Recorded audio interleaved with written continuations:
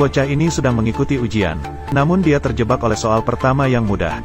Dia berpikir bahwa dia bisa menjawabnya dengan rumus perkalian. Ternyata dia malah berimajinasi tentang 9 planet besar. Dia membayangkan 9 planet besar secara langsung. Dia sendiri mengendarai pesawat luar angkasa dengan sembarangan. Kemudian, dia langsung menarik bumi nomor 3 menuju Pluto nomor 9. Setelah tabrakan hebat, bumi selamat dengan keberuntungan. Pluto hancur berkeping-keping akibat tabrakan. Akhirnya, bocah itu mencapai kesimpulan. 3 kali 9 sama dengan 3. Dia benar-benar jenius. Baru saja menyelesaikan soal pertama. Ujian sudah selesai. Melihat mata bocah itu yang penuh dengan kecerdasan, siswa pintar di belakangnya segera bertanya padanya, "Bagaimana hasil ujianmu, Xiao Yi?" Xiao Yi menjawab dengan bangga, "Mudah sekali." Dia berpikir bahwa 3 kali 9 sama dengan 3 sudah merupakan operasi yang ekstrim. Ternyata di pelajaran bahasa Tionghoa, Xiao Yi bahkan tampil di luar kemampuan biasanya. Guru meminta dia membaca teks pelajaran. Namun dia mengatakan bahwa huruf-hurufnya sedang menari. Teman sekelasnya tertawa terbahak-bahak. Gurunya sangat marah. Dia memaksanya untuk membaca buku pelajaran itu. Tapi, Xiao Yi, berhenti, berhenti, berhenti. Guru itu tampak kaget. Kemudian dia segera mengusirnya dari kelas. Namun Xiao Yi tidak hanya tidak mengakui kesalahannya. Dia bahkan acuh tak acuh dan mengorek hidungnya. Sepertinya hukuman berdiri adalah hal yang biasa baginya. Keadaannya memang seperti itu. Xiao Yi sudah mengulang kelas di kelas 2 selama setahun. Di mata semua teman sekelas dan para guru, dia adalah seorang anak yang bodoh. Di setiap pelajaran, dia akan dihukum berdiri. Dan juga membuat guru sangat marah. Yang lebih buruknya lagi, setiap kali ujian, dia hanya mendapatkan nilai 0. Tulisannya juga ditulis dengan buruk. Tapi yang tidak diketahui orang lain adalah, dunia dalam pandangan Xiao Yi memang seperti yang dia katakan. Semua huruf seperti dalam kartun dan selalu menari tanpa henti. Kadang-kadang terbalik, angka juga bisa terbang dengan sendirinya. Karena dia menderita gangguan membaca dan menulis yang parah. Hal-hal yang sudah dipelajari oleh anak-anak sebayanya. Dia tidak bisa belajar sama sekali. Tingkat masalah penyakit ini mencapai 5. Ilmuwan terkenal seperti Einstein dan ahli pengetahuan seperti Da Vinci juga menderita gangguan membaca dan menulis. Namun sayangnya, sebagian besar orang tidak pernah mendengar tentang penyakit ini. Di mata orang tuanya, Xiao Yi hanya iseng. Semua guru menganggapnya sebagai anak yang bodoh. Namun mereka tidak mengetahui bahwa Xiao Yi tidak hanya memiliki kecerdasan yang luar biasa, tetapi juga memiliki bakat melukis yang luar biasa. Imajinasinya sangat liar. Sayangnya, di dunia yang hanya melihat prestasi ini, Xiao Yi tidak tahu bagaimana cara menunjukkan dirinya. Tidak ada yang bisa memahami perasaannya. Dia hanya bisa memberontak. Saat pulang ke rumah pada hari ini, seperti biasa, Xiao Yi membuang kertas ujian dengan nilai 0 kepada anjing, meminta mereka untuk menghancurkannya. Ibu bertanya bagaimana hasil ujiannya. Namun dia hanya duduk dan pura-pura bodoh. Kemudian, saat ibu tidak memperhatikan, dia segera keluar dan bermain dengan anjing miliknya. Tepat pada saat itu, anak nakal di sekitar memintanya untuk mengambil bola. Xiao Yi tidak bisa membedakan kecepatan dan arah. Dia langsung melempar bola keluar dari tembok. Anak nakal marah dan mulai memukulnya. Meskipun anjing miliknya datang untuk membantu, namun Xiao Yi yang kurus dan lemah tetap dipukuli hingga kepalanya berdarah. Dia terpaksa berlari ke atap dan menangis sendirian. Namun setelah kembali ke rumah, anak nakal justru melaporkan dia sebagai pelaku pertama, mengatakan bahwa Xiao Yi yang memulainya. Ayah juga tidak menanyakan alasan kejadian dengan jelas. Dia langsung menamparnya. Namun dia belum puas. Dia kemudian mendorong Xiao Yi ke tanah, menghardiknya karena dia akan menyebabkan masalah bagi dirinya sendiri. Namun Xiao Yi tidak hanya tidak mengaku salah, dia juga tiba-tiba menutup mulutnya dan tertawa. Ayahnya berkata jika ada kesalahan lagi, dia tidak akan diinginkan lagi. Barulah Xiao Yi merasakan ketakutan, karena dia tidak ingin meninggalkan orang tuanya. Melihat sang ayah sudah tenang, ibu segera mendekat dan menghibur Xiao Yi. Dia sangat yakin bahwa ini bukan kesalahan anaknya, tetapi dia sendiri tidak tahu apa masalah yang sebenarnya dialami oleh anaknya. Di dalam kamar mandi, akhirnya Xiao Yi bisa melepaskan kekecewaan di hatinya. Dia membersihkan bagian yang terluka, dan membayangkan menjatuhkan orang jahat ke tanah. Perasaannya juga menjadi lebih baik. Sayangnya, perasaan baik seperti ini akan semakin jarang. Keesokan harinya, sebelum pergi sekolah, Xiao Yi dengan keras menginjak genangan air di tepi jalan. Sepatu yang baru saja dia sikat menjadi kotor dengan lumpur. Hasilnya, dia belum bisa masuk ke gerbang sekolah. Dia langsung dihukum berdiri oleh kepala sekolah. Ketika pelajaran dimulai, Xiao Yi diusir dari kelas karena tidak bisa membaca buku pelajaran. Setelah berhasil bertahan sampai pulang sekolah, teman sekelas bertanya padanya, Sudahkah kamu menyelesaikan tugas matematika? Apakah kamu sudah meminta ayahmu untuk menandatangani lembar ujian? Menghadapi pertanyaan yang menggugah jiwa dari teman sekelas, Xiao Yi kembali ke tempat duduk dengan perasaan bersalah. Dia melihat tasnya dengan tatapan kosong. Dia kemudian membuat keputusan berani. Lebih baik kabur sekarang daripada dihukum berdiri oleh guru selama satu pelajaran lagi. Lebih baik melarikan diri sekarang juga. Kemudian, dia membawa tas yang berat di punggungnya. Dia berjalan sendirian di jalan yang ramai. Meskipun dunia luar penuh dengan bahaya, namun, Xiao Yi merasakan kebebasan yang luar biasa. Di sini, dia melihat pekerja yang berjuang untuk mencari nafkah. Mereka memanjat perancas setinggi beberapa puluh meter untuk mengecat. Dia juga melihat seorang anak naik di atas kepala ayahnya. Anak itu dengan lahap memakan es krim lezat yang baru saja dibuat. Dia juga melihat seseorang yang menuangkan air bersih dari teko besar ke dalam mulut mereka. Dia juga mengikutinya.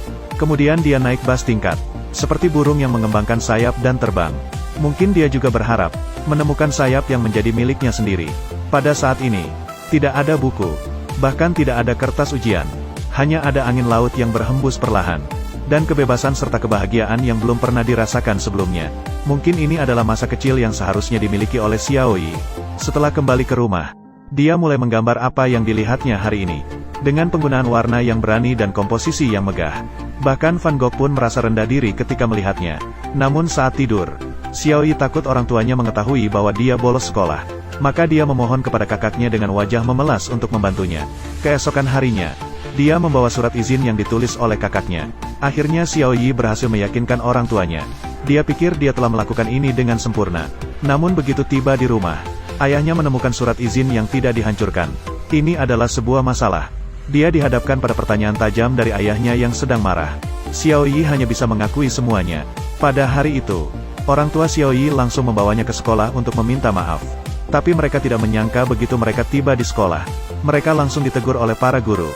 Ternyata Xiao Yi mendapat nilai 0 di semua mata pelajaran. Tulisannya juga sangat buruk. Dia bahkan tidak bisa menghitung.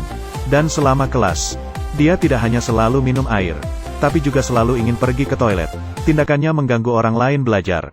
Setelah mendengarnya, wajah orang tuanya menjadi pucat. Namun sebelum mereka bisa pulih, kepala sekolah mengungkapkan sesuatu yang lebih serius. Meskipun Xiao Yi mengulang 1 tahun, nilainya tidak meningkat sedikit pun. Dia ragu bahwa anak ini memiliki masalah dalam otaknya. Jika tidak bisa, dia harus pergi ke sekolah khusus. Di perjalanan pulang, ayahnya sangat marah. Dia merasa bahwa ada terlalu banyak siswa, dan para guru tidak bisa mengurus Xiao Yi. Mereka mulai menyalahkan orang lain. Xiao Yi harus dipindahkan ke sekolah yang lebih ketat. Ibunya merasa sangat menyesal. Dia merasa bahwa dia tidak mendidik anaknya dengan baik, membuatnya menjadi nakal dan berulah. Malam itu, ayahnya menghubungi sekolah asrama. Besok, Xiao Yi akan pindah sekolah. Mendengar ayahnya ingin mengirimnya pergi, Xiao Yi marah dan menolak dengan mengetuk meja. Ibunya juga mulai merayunya, mengatakan bahwa anaknya tidak pernah meninggalkannya. Lebih baik menunggu 1 tahun lagi sebelum mengirimnya pergi. Tapi ayahnya tidak terpengaruh. Dia mengatakan lebih baik pindah sekarang. Sebelum diusir dari sekolah, orang-orang di sana akan memukulmu sampai kamu patuh. Mendengar ancaman ayahnya, Xiao Yi ketakutan dan menangis. Dia terus memohon kepada ayahnya untuk membiarkannya tinggal. Dia pasti akan mendengarkannya. Tapi ayahnya sudah bertekad. Dalam sekejap, Xiao Yi langsung dikirim ke sekolah asrama. Di asrama, dia berdiri di sudut. Sementara itu, kepala sekolah menatapnya dengan tajam dan berkata, "Di tempat kami, tidak ada orang yang seperti itu di sini. Tidak peduli seberapa liar seekor kuda itu, mereka bisa dijinakkan." Xiao Yi langsung ketakutan. Dia tidak bisa mempercayainya. Bagaimana dia bisa menghabiskan hari-hari berikutnya? Tapi sebelum dia bisa pulih, keluarganya naik mobil dan bersiap-siap pergi. Suara mesin yang menusuk telinga seperti pedang, dan menyayat hati Xiao Yi yang rapuh. Melihat mobil keluarganya yang semakin menjauh, air matanya tidak bisa lagi terbendung. Pada saat ini, dia seolah-olah kehilangan seluruh dunianya. Namun, dia mendengar suara teriakan kasar dari kepala sekolah, membawa Xiao Yi kembali dari kesedihan ke kenyataan. Dia juga resmi memulai kehidupan asrama. Namun bagi seorang anak berusia 8 tahun dengan hambatan membaca dan menulis, menyesuaikan diri dengan lingkungan baru tidaklah semudah itu. Semua orang sedang berganti pakaian. Namun Xiao Yi duduk di tempat tidur dengan tatapan kosong. Masih ada air mata yang menggantung di sudut matanya. Ketika waktu makan tiba, dia melihat makanan di depannya tanpa merasa tertarik, seperti kehilangan jiwa. Di tengah malam, semua orang sudah tidur. Namun dia tetap duduk di tempat tidur. Dia benar-benar tidak bisa tidur. Dia terpaksa bersembunyi di kamar mandi dan menangis diam-diam. Tapi apa yang bisa dia lakukan? Setelah kesedihan, dia hanya bisa mencuci air matanya. Dia memaksakan diri untuk tidur dengan menahan kesedihan. Di rumah, ibunya juga merasakan kesulitan yang sama. Dia mencari buku gambar yang ditinggalkan oleh anaknya. Dalam gambar, Xiaoyi semakin menjauh dari keluarganya. Dia sangat putus asa. Namun agar anaknya bisa pulih kembali, ibunya harus menguatkan hati. Dia berpikir bisa bertahan malam ini. Xiaoyi bisa perlahan-lahan beradaptasi dengan kehidupan di sini. Namun keesokan harinya, bencana yang lebih besar datang bertubi-tubi. Sekolah baru ini tidak hanya sangat ketat, tapi juga masih diberlakukan hukuman fisik. Di kelas seni, ia hanya melihat keluar jendela. Namun dia dipanggil oleh guru dan dipukul di depan kelas. Hal ini membuatnya mulai membenci seni. Di kelas olahraga, ia lagi-lagi tidak bisa mengikuti barisan. Dikirim oleh guru untuk berdiri di samping sebagai hukuman. Guru bahasa Inggris lebih parah, karena mengalami kesulitan membaca dan menulis. Hal-hal yang anak-anak seumurannya bisa pelajari dengan mudah. Tetapi ia tidak bisa belajar sama sekali. Tanpa mengucapkan sepatah kata pun, guru langsung melempar buku tugas ke depannya, mengumpatinya sebagai orang bodoh. Melihat huruf-huruf yang melompat-lompat di depan matanya, ia merasa dunianya hancur total. Dengan rasa rendah diri, ia tidak bisa melawan. Hanya bisa melakukannya ketika tidak ada orang. Dia marah dan melempar buku ke tempat sampah, lalu melempar tas sekolah ke bawah. Namun, meskipun ia mencoba sekuat tenaga, bayangan di dalam hatinya tidak pernah hilang. Huruf-huruf itu seperti laba-laba, yang terus-menerus menyerang dirinya sendiri. Mereka berkumpul dalam sebuah kelompok, dan selalu muncul saat sedang belajar. Bahkan sering merayap ke leher Xiaoyi, membuatnya tak bisa fokus saat belajar. Namun yang menunggunya selanjutnya adalah guru yang sangat menakutkan, dasar bodoh, dan ejekan tanpa henti dari teman-temannya. Perlahan-lahan, keyakinan Xiaoyi hancur sedikit demi sedikit. Sisa pemberontakan yang ada juga hilang sepenuhnya. Akhirnya, dia tidak bisa lagi menahannya. Dia hanya bisa bersembunyi di asrama dan menangis setiap hari. Tak ada pilihan lain. Pihak sekolah segera memanggil orang tuanya. Namun, tidak peduli seberapa keras keluarganya berteriak, Xiaoyi tidak mau keluar. Akhirnya pintu terbuka dengan susah payah. Namun dia langsung berlari tanpa menoleh. Dia seperti orang gila, yang terus-menerus menyiksa dirinya dengan berlari. Melihat anaknya begitu sedih, ibu memutuskan untuk membawanya menginap semalam. Di hotel, kakaknya memberikan set alat lukis kepada Xiaoyi. Padahal dia sangat suka menggambar. Namun dia tidak tertarik dengan hal ini. Ketika malam tiba, ibu memeluk Xiaoyi dengan penuh kasih sayang. Namun Xiaoyi merasa, jarak antara mereka semakin jauh. Seperti orang asing. Setelah pertemuan singkat, orang tuanya segera pergi lagi. Namun kali ini, Xiaoyi bahkan tidak menangis. Bahkan tidak ada air mata yang keluar. Karena dia sudah menjadi kebal. Kebal seperti boneka. Setelah kembali ke asrama, Xiaoyi menyimpan pensil warna yang diberikan oleh kakaknya. Dia juga sepenuhnya menghentikan kegemarannya menggambar. Anak laki-laki yang dulu ceria dan aktif, sekarang berubah menjadi seorang anak yang tertutup. Apakah ini akhir dari perjalanan Xiaoyi? Sampai hari ini, sekolah tiba-tiba mengganti seorang guru seni. Kehidupan Xiaoyi akhirnya mendapatkan sedikit perubahan. Dia bernama Nick. Untuk cepat beradaptasi dengan kelas. Hari pertama masuk kelas, guru Nick berpakaian sebagai badut. Dia tidak hanya melakukan akrobat di dalam kelas, tapi juga menari dan menyanyi. Dalam waktu singkat, dia membuat teman-teman menyukainya. Sayangnya, Xiaoyi tetap tidak terpengaruh oleh suasana yang ramai ini. Dia masih tenggelam dalam dunianya sendiri. Selanjutnya, guru Nick memberikan selembar kertas putih kepada setiap siswa. Tapi dia tidak memberitahu mereka apa yang harus mereka gambar. Seorang siswa bertanya padanya, tidak ada apapun di meja. Apa yang harus kita gambar? Namun, guru Nick berkata, meja ini terlalu kecil. Tidak cukup untuk imajinasi kreatif kalian. Kalian bisa mengekspresikan diri dengan bebas. Lukis apapun yang ingin kalian lukis. Setelah mendengarnya, semua siswa mulai bertindak. Segera, kertas segera dihiasi dengan pola yang kaya. Tetapi Xiaoyi tetap tidak terpengaruh. Sepertinya kali ini, dia tidak bisa menghindari hukuman lagi. Namun, guru Nick tidak hanya tidak marah, malah dengan sabar bertanya padanya, mengapa kamu tidak menggambar? Apakah karena kamu tidak suka? Xiaoyi tidak menjawab. Dia hanya memandang ke depan dengan bengong. Guru Nick merasa agak curiga.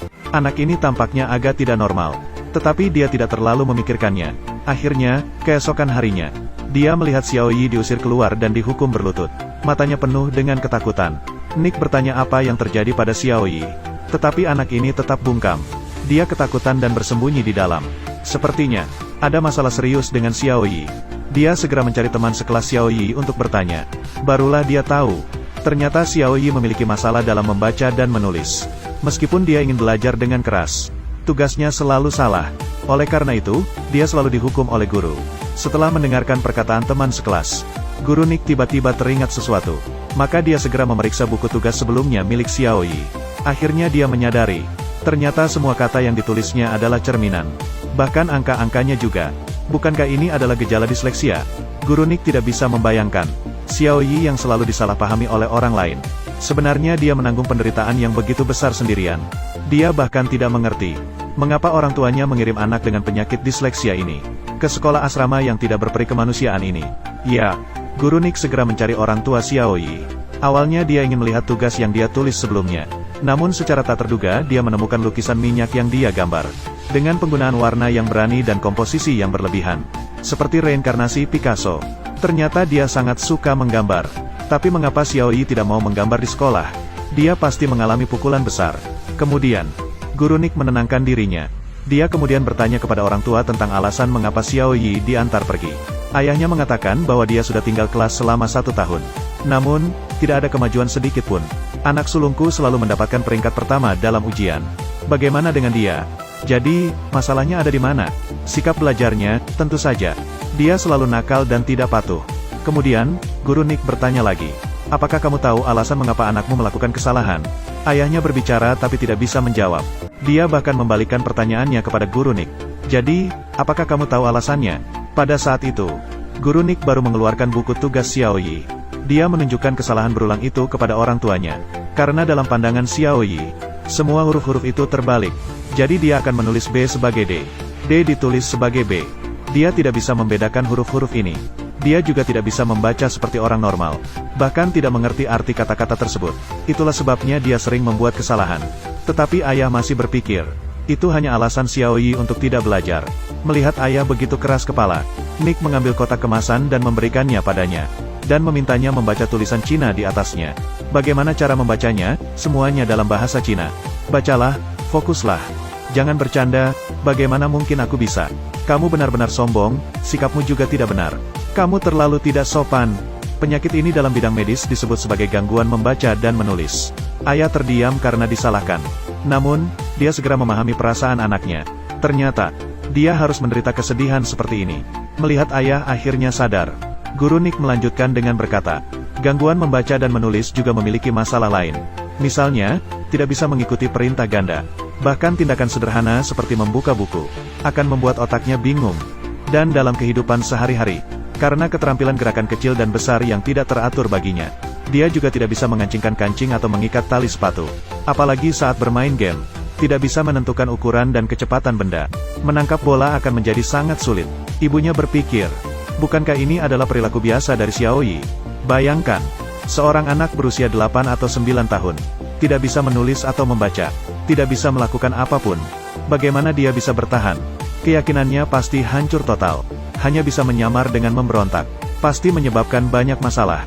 Lebih baik mengatakan bahwa aku tidak ingin, daripada mengakui bahwa aku tidak bisa. Tapi sekarang, bahkan keberanian memberontaknya hancur. Mendengar ini, ibunya sudah menangis sejak lama. Dia tidak bisa mempercayai seberapa besar penderitaan yang ditanggung oleh anaknya. Bahkan harus mengorbankan hobi menggambar yang paling dicintainya. Tapi ayahnya enggan mengakui bahwa anaknya memiliki kekurangan. Apa kamu mengatakan bahwa anakku memiliki masalah kecerdasan? Bagaimana dia akan bertahan hidup di masyarakat? Bisakah aku memberinya makan seumur hidup? Nick benar-benar terdiam setelah mendengarnya. Dia mengatakan sambil memegang gambar Xiaoyi. Bagaimana kamu bisa berpikir seperti itu? Pikiran yang tangkas ditambah dengan imajinasi yang liar. Bakatnya jauh di atas kita. Ini memang sebuah kehidupan yang kejam. Semua orang tua ingin membesarkan seorang jenius. Sepertinya nilai adalah satu-satunya standar. Namun setiap anak memiliki kemampuan unik. Jika terlalu memaksakan diri, akhirnya hanya akan merugikan mereka. Setelah mendengar perkataan Nick, orang tua dengan malu menundukkan kepala. Kembali ke kantor sekolah, Nick memutuskan untuk menyelamatkan anak ini di depannya. Dia tidak mulai mengajar, malah berkata ingin bercerita kepada teman-teman sekelas. Sebuah cerita tentang seorang anak laki-laki. Dia tidak bisa membaca atau menulis. Semua huruf-huruf hanya berdansa di hadapannya. Angka-angka berterbangan di matanya. Belajar hampir merenggut nyawanya. Namun dia pura-pura kuat menghadapi ejekan. Suatu hari, seluruh dunia tiba-tiba kagum dengan kontribusinya yang luar biasa. Apakah kalian tahu siapa dia? Ia seketika menjadi gugup. Anak laki-laki itu sangat mirip dengannya sendiri. Kemudian, pada saat itu, Nick mengeluarkan sebuah foto. Albert Einstein. Ternyata anak laki-laki tadi adalah Einstein. Sejak kecil, ia menderita gangguan membaca dan menulis yang parah. Kemudian, Nick lagi-lagi menggunakan cara cermin. Dengan cepat, ia menulis namanya sendiri. Ia memberitahu teman-temannya, inilah dunia yang terlihat oleh penderita gangguan membaca dan menulis. Orang normal hanya bisa memahaminya dengan bantuan cermin.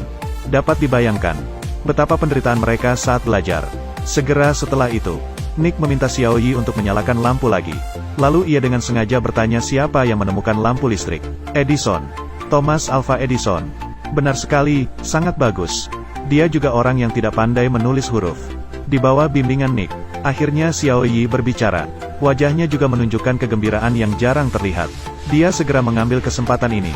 Dia juga menyebut banyak tokoh terkenal dunia yang menderita gangguan membaca dan menulis. Seperti Leonardo da Vinci, Pablo Picasso, bahkan pendiri Disney.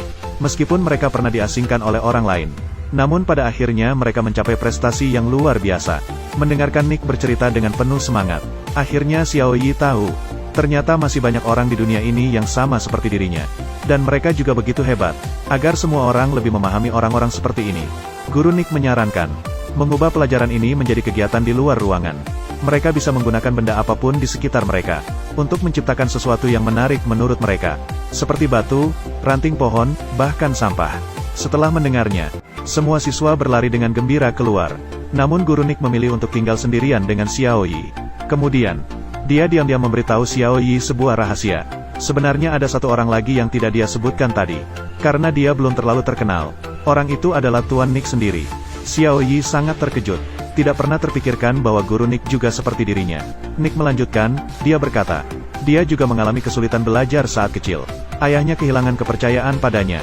Bahkan merasa dia adalah sampah. Hidupnya juga hanya membuang-buang sumber daya. Tapi sekarang dia menjadi seorang guru. Nick tidak menyerah pada takdir. Akhirnya dia keluar dari kesulitan. Dia percaya Xiaoyi juga bisa. Di luar ruangan, teman-teman sekelas mulai menciptakan karya mereka sendiri. Xiaoyi juga mulai bergerak dengan santai. Dia memasukkan pensil ke dalam kayu, kemudian mengikatnya dengan tali agar kuat, membentuk struktur segitiga yang stabil. Kemudian membuat daun menjadi layar angin, membuat baling-baling dari stik es krim. Lilitkan beberapa kali di dalam karet gelang.